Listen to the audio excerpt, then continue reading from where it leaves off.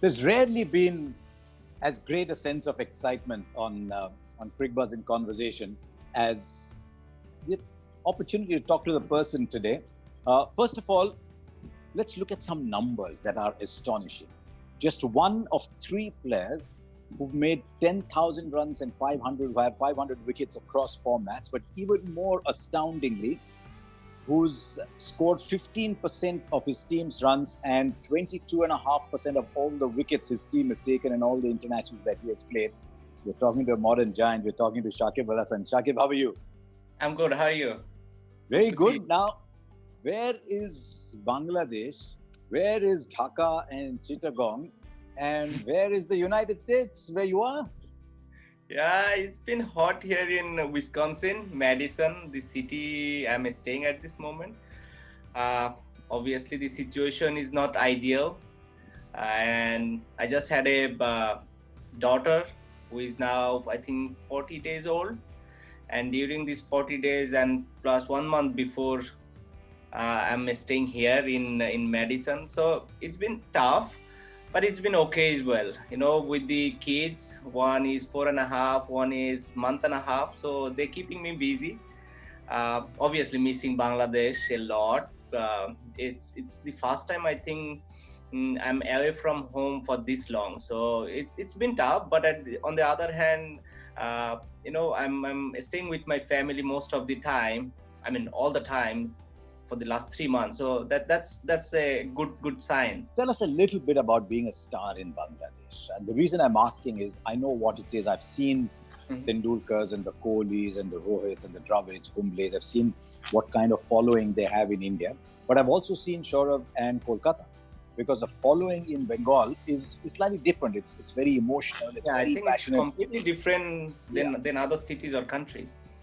So how is it being a star in Bangladesh? Does it come with a lot of baggage? Does it come with a lot of responsibility? Does it come with a lot of pressure? I think it comes with a lot of responsibility more than anything else, and a lot of expectation as well. But it keeps me motivated. I always think, because I'm a huge fan of Lionel Messi. So when I watch him play, every time he doesn't perform, I feel like, why didn't he perform today? Something like that. He should have done better today. He could have done better for his team today. So I can feel the same way for the people in Bangladesh expecting me to perform, all the time, and that keeps me motivated all the time. So that's a good sign in a positive way that they keep me motivated all the time. Do you, Tamim, Mushfiq, sometimes sit together and think about what a great journey it's been together? I mean, three of Bangladesh's best ever players all coming together in that same generation. You sometimes sit back and think, yeah, it's been a good ride. I think the best time will be when we retire three together and then sit back and relax and talk about it, what we have done. I think we're playing from under 15 together. And since then, till now we're together, and hopefully a few more years. And then we can sit back and talk about what we have done for Bangladesh cricket. But for now, I think we can look forward and think about 2023 World Cup, which will be very important, for Bangladesh cricket and for us. So time for us to look forward now, at least for now. And after a few years, we can look back and think what we have done. Do you realize you've just sent a huge ripple across all Bangladesh fans just by saying, when three of us retire? Can you imagine? People are going right, saying, what is this? How can we imagine life without the three of them? Because, I mean, Mushraf is almost at the end, maybe at the end. So it's really the three of you. So is there a little rivalry also between you all? Mushfiq scores runs, so I need to score runs. Tamim is looking to score how many. That's a healthy rivalry, and that's good for the team, I think. You need to have those rivalry, for the betterment of the team. So someone is scoring 100, you need to score 120. So that's the rivalry we have, and we are very close with, I think, with all the formats, runs, and if you talk about T20, ODI, and Test, I think we are very close. Not so difference won't be more than 1,000 runs. So everyone, I think, eyeing on to go top of each other. So that's a good rivalry, I think, and you should have that type of rivalry with all the teams, to have a healthy competition. The other reason I asked you that was success came very quickly for you. Some people, it takes a long time. You struggle your way through. Was it 2006? You're playing the Under-19 World Cup, right? And you're still young man. You're not yet 19. But you're still playing the Under-19 World Cup. But 2009, you're already started to get ranked up among the top all-rounders of the world. 2007 World Cup has happened. And was it all a blur for you, saying, oops, hang on, pause. It was. Too quickly. You know what? Before 2002, I didn't even knew that there are under 13s, under 15s, under 17 teams who plays against CAB, goes to India for a tour. I never knew that. They plays Asia Cup as well. There is under 19 World Cup. So when I got myself admitted in BKSP, it's a sports institute where I studied. So when I got admitted there, and then I only realized, okay, there is under 15 where I can go and play if I perform well. Since then, I started working hard, and it was, I think, late 2002, and then in early 2003, I think I played the under 15, went to Kolkata for the CAB tour. That's my first tour with the Bangladesh team. And then from 2003, 2006, I played the Under-19 World Cup, and later on to that year, I played for the Bangladesh team. So it went like this. So the graph was like, took off. Yeah, because by 2009, you're the number one ranked player. But I want to talk about 2007 first, that match against India. Now, all of a sudden, there's a group of young players coming together, right? Tamim got a 50, Mushfiq got a 50, you got a 50. I think Mashrafi got 4 wickets in that game. Yes, got 4 Is wickets. that still among the biggest moments in Bangladesh cricket? I mean, let me tell you some. For example, beating Australia in 2005, right? I think that was just before you made the side. Ashraful got 100 there in Australia. Or was it 97 when you first qualified for a World Cup? Which are the big moments in Bangladesh cricket? I think 97 will be obviously there, because that's where the benchmark starts from. Do you remember at all how you were so very young? No, I never watched that game in TV. I never heard it even on the radio as well. So it was just suddenly we hearing Bangladesh won and they qualified for the World Cup and they won the ICC trophy, and people are jumping around in the roads, and I went with them, had fun. Playing with the colors and all. So that's what I remember, but I don't remember that I was that match. Of course, now in YouTube I can watch that match, but I never watched that match on TV or heard it on a live radio station. It was just from someone who said, oh, okay, Bangladesh won the ICC trophy. So that's the moment. Obviously, I saw the one in 1999 World Cup against Pakistan. Yes, that was a big one too. And yeah. 2007, I was part of the team. So, 3 biggest moment. Of course, I'll share is the one I played against India. Yeah. But these are the 3, I think, most significant win we could ever think of. It's interesting that recently Tamim Iqbal was quoted as saying that when Bangladesh played India in the 2007 World Cup, a lot of you were very young. Even Mashrafi, I think, had only played 2-3 years by then. A lot of you were very young. And they said right in front, there's Tendulkar, there's Dravid, and there's a sense of awe almost of playing against these big guys. Did that happen to you as well? Because you came in at a crucial moment and you scored a very mature half century.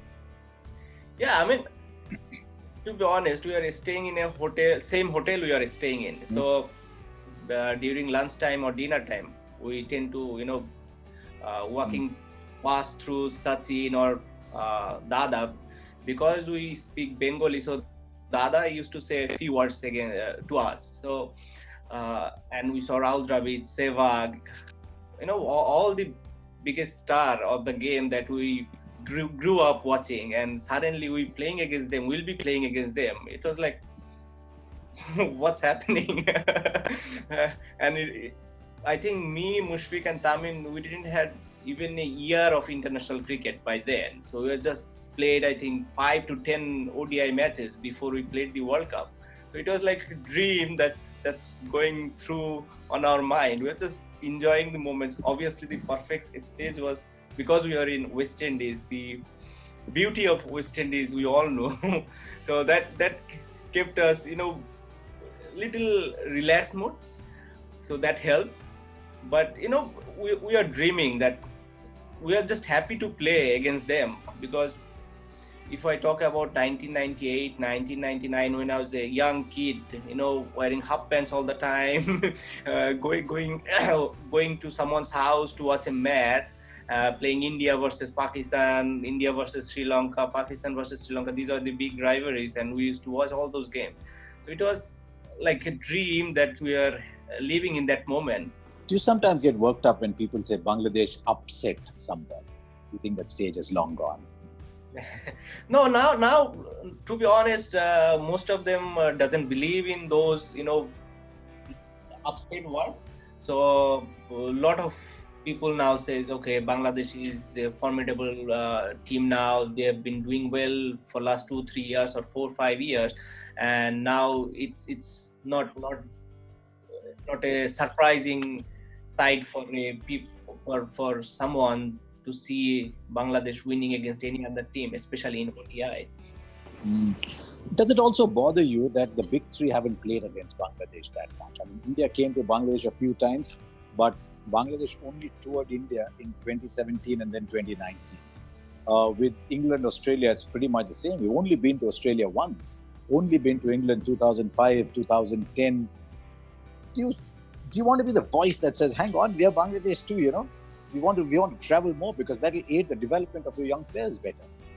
Yes, I think that's a very important point you raised. I think it is very important for teams like Bangladesh and Afghanistan and Zimbabwe. Those are the teams that came along. They have a history of cricket, and they want to do well. They love their game. To help them by playing consistently against those countries will always help us, get better, get challenging, and we will know what it takes to beat regularly big sides. So I think that's an important point you mentioned, and I think those are the side authorized can look into. Just looking at World Cups, because you tend to look at big moments in a player's career. 2007 was obviously big for you. You're a young man. 2011, 15, yes, a bit here, a bit there. But then came 2019. Was that the best you've ever played? Yes. Just one answer. What changed in 2019?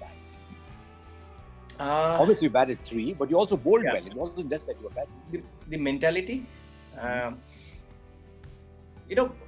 From December, I was thinking that, from 2018 December, I was thinking, the 3 World Cup I played, I don't think I performed to my potential. And as long as I'm not performing to that level, yes, they say, I played for Bangladesh, I did well for Bangladesh, but, to go to that level, I need to show somewhere that I'm capable of, competing with all the other great players they have played or playing at this moment. So then I realized that what can be the stage that I perform and then people can think of. Obviously the World Cup. Then I said, okay, look, I need to do something. But I didn't start my preparation until I went to IPL. So I went to IPL. I played, I think, the first game and then got dropped.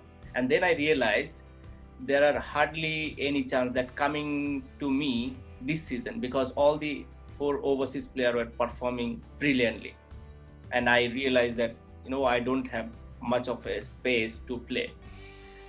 After first 3 games, I decided, okay, I need to prepare for the World Cup. What I was thinking in December, I need to do it now. If I do it now, I have time. But if I don't do it now, it will be too late.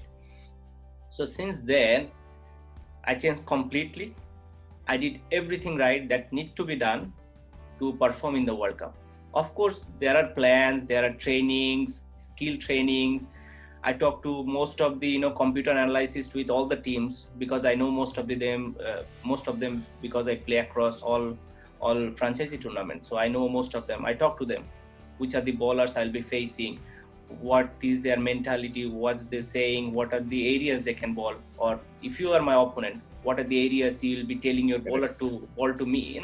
These are the things I took all the preparation. Even before the World Cup, we went to Ireland for a month, and I never think of that we playing against West Indies and Ireland, the 4-5 matches we played. The only thing was in my mind that first game I'm playing against South Africa, and then after that and after that and after that. So this was my only thinking. So I think I prepared so well, and I never think in that way before in my career ever. Even my parents went to England to see me. That never happened in my career because we are having a long tour. So we stayed at 67 days. So more than 2 months. So I knew that I'll be fatigued, I'll be homesick, something like that. My family was always there with me. My wife, my kids was always there with me. But having your parents there with you at the end of the tournament, from the middle part to the end of the tournament was extra boost for me. This is the first time they went somewhere. They never came to a ground in Bangladesh as well. So that's the first time they went. So that was all planned, and I did all those planning during I was in IPL, doing my training, doing my planning, all of that. I did it in IPL, during IPL. Is it true? I mean, I read this story that you actually invited your childhood coach to come over to Hyderabad. Sorry? Is it true you invited your coach from Bangladesh also to come over to Hyderabad at that time? So big thanks should go to Tom Moody. So I asked him, look, I understand the situation, and I understand that there will be, less chance this year for me than last year. So can I bring my coach from Bangladesh to do some extra training? Obviously, I'm doing training with the team and the extra training I need, or with the coaching staff who, Hyderabad had. They have a fantastic coaching staff with VVS Lakshman, Murali, and Tom. They all are fantastic guys. With them, I said, look, this is the extra I think I need to do. So I'll be prepared better. So when I get my chance, so I need to make sure that I perform well for IPL, and also I want to prepare for myself for the World Cup. So Tom was very kind, and he said, okay, of course, just bring him in, and if you need anything from our side, just let us know. So big thanks should go to Tom Moody. And then I bring my coach, and he was there with, and he was there with me, I think 14-15 days, so around 2 weeks. With him I did all the skill training, but before that I already did my fitness, so I was well fit at that time when I started my skill training, and we did all the specific training we needed to do with talking with the computer analysis from Hyderabad and all the other computer analysis that I know. It's interesting, players at your level, and I've seen that with Sachin Tendulkar and Ramakant Achrekar, his childhood coach as well. Players at your level still sometimes go back to the original coach, even though you're now playing at a much higher level. I find that very interesting. That's just the comfort level, because they are watching you from your childhood. So since you are under 15 or under 14, since then they have been watching us. So they knows our game better than us. That's what I feel. And it's not that you need to change a lot of things. Maybe just one or two words, one or two sentences can change your whole complexion of cricketing knowledge, or batting ideas, or bowling, what you are thinking. So mostly I worked with my thinking. There are some fine tuning that I needed to do. I didn't change much, to be honest. I was just feeling more comfortable by training of those 14 days.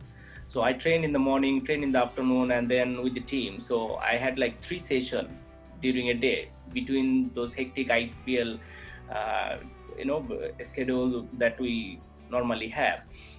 So it was good, and after I think first 1 week I started feeling very confident, and then after 2 weeks it was almost over, and I was supposed to come back to Bangladesh, and World Cup was almost starting for us because we were going to Ireland a month before the World Cup. So I felt very confident, and I felt I'm ready before I took the flight for Ireland.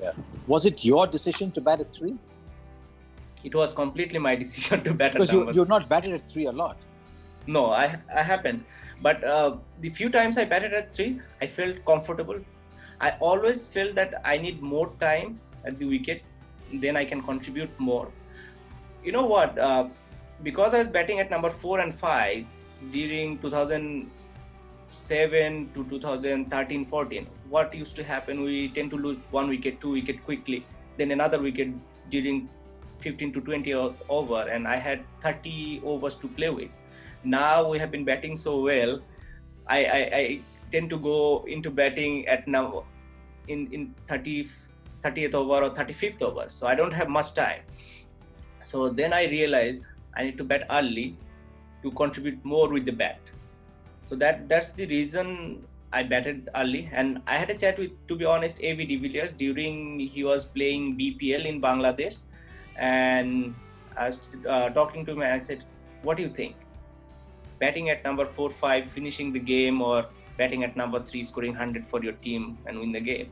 So, and we had a very good conversation, and that's one point I thought, okay, I'll take this challenge, because it was challenging for me, because it's hardly I faced new balls and batted at number 3, but this is the time I thought, okay, this is the challenge I can take, because I've been playing all my career batting at number 4, 5, 6. I have done that. So this is a new challenge I should take for my team and for myself.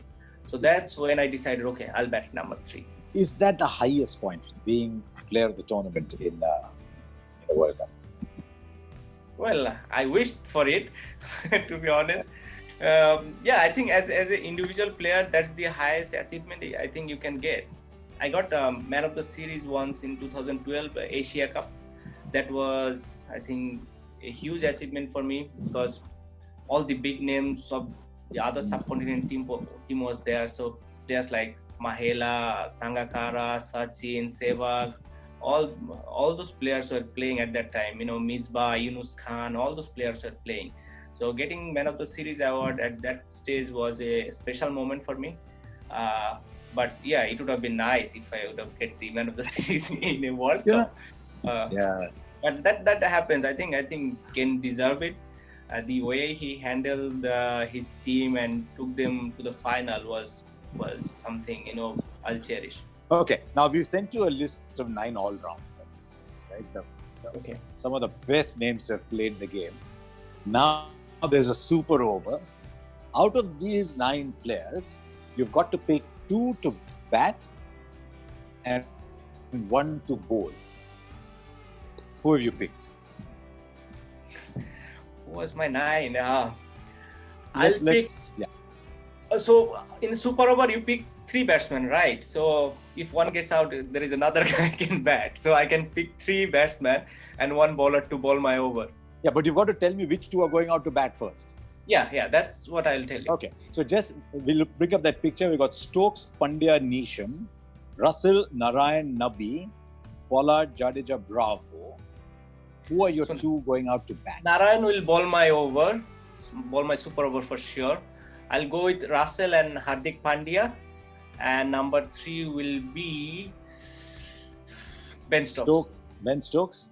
So it's an interesting one. You have Dwayne Bravo and you have Sunil Narayan, and you've gone with Sunil Narayan. Yes. What was it about? It's just because I played with both of them, but it's just Sunil Narayan. If you think of his best, he was unplayable. I think he bowled a maiden over, took 3 wickets in a CPL match in a super over. So, that's ridiculous. Yeah. So you can't think of anyone else other than Sunil Narayan to bowl your over. You can argue with your batting order, because I can pick maybe Pollard or someone else. Yeah. But I pick Hardik Pandya just because the way he can hit from ball 1, and Russell, both of them, and Ben Stokes, because I like him, the way he plays his game, the character he got. So that's why I picked those 4 players for my super over. There's plenty more coming up on part 2 of Cricbuzz in conversation with Shakib Al Hasan.